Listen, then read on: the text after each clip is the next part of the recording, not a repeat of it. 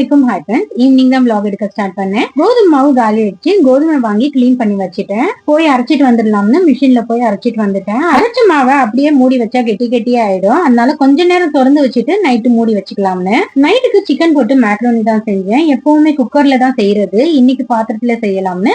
பாத்திரத்துல செஞ்சா ஒண்ணுக்கு ஒண்ணு ஒட்டாம வரும். இப்போ ஒரு பாத்திரத்துல எண்ணெய் சூடானதும் பட்டை லவங்கம் 3 வெங்காயம் 3 பச்சை மிளகாய் உப்பு போட்டு வதக்கிட்டு இஞ்சி பூண்டு 2 ஸ்பூன் நான் 1/4 கிலோ சிக்கன் எடுத்து கழுவி இருக்கேன். அதுவும் சேர்த்துட்டு 4 தக்காளி போட்டிருக்கேன். மஞ்சள் தூள் மிளகாய் தனியா தூள் காஷ்மீர் மிளகாய் தூள் போட்டு நல்லா மிக்ஸ் பண்ணிட்டு புதினா ஒரு கைப்பிடி கொத்தமல்லி ஒரு கைப்பிடி போட்டு தண்ணி கொஞ்சம் அதிகமாவே சேர்த்துட்டு மூடிடுங்க. தண்ணி கொதிக்கட்டும். தண்ணி கொதிச்ச பிறகு நான் 1/2 கிலோ மக்ரோனி எடுத்திருக்கேன். ஒரு வாட்டி நல்ல தண்ணியில வாஷ் பண்ணிட்டு போட்டுடுங்க. மக்ரோனி போட்டு மிக்ஸ் பண்ணிட்டு வேக விடுங்க. நல்லா வெந்த பிறகு 5 நிமிஷம் சிம்ல வச்சுட்டு ஸ்டவ் ஆஃப் பண்ணிடுங்க. ஒண்ணுக்கு ஒண்ணு ஒட்டாம பிரியாணி டேஸ்ட்ல சூப்பரான சிக்கன் மேக்ரோனி ரெடி. இந்த மாதிரி செஞ்சு பாருங்க, பசங்களுக்கும் ரொம்பவே பிடிக்கும்.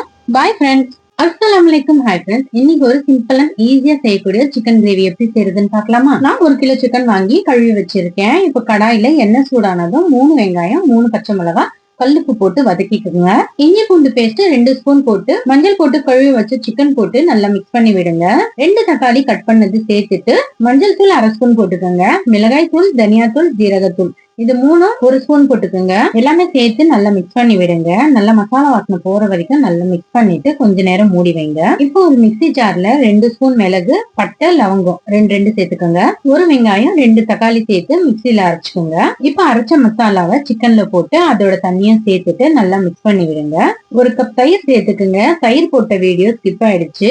எல்லாமே சேர்த்து நல்லா மிக்ஸ் பண்ணிட்டு சிக்கனை 5 நிமிஷம் வேக வச்சுட்டு கொத்தமல்லி தூவிட்டீங்கன்னா சூப்பரான டேஸ்டான சிக்கன் கிரேவி ரெடி.